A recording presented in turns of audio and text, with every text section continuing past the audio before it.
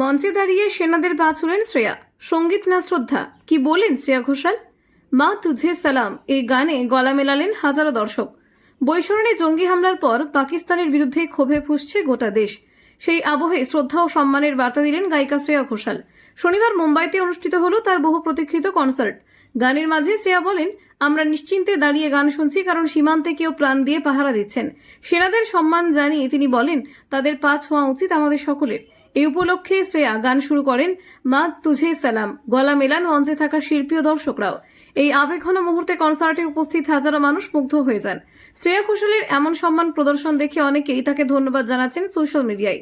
প্রসঙ্গত, 22শে এপ্রিল পেহেলগাঁওয়ে জঙ্গি হামলায় মৃত্যু হয় 26 জন নিরীহ মানুষের। পরে ভারতীয় সেনার পাল্টা অপারেশন সিঁদুর দেশ জুড়ে তৈরি করে গর্বের আবহ। সেই পরিস্থিতিতে স্থগিত হয়েছিল শ্রেয়ার কনসার্ট, যা পরে হয় 24শে মে। সেই মঞ্চে দেশকে শ্রদ্ধা জানালেন বাংলার মেয়ে। আপনারা দেখছেন গ্রামীণ বাংলা নিউজ।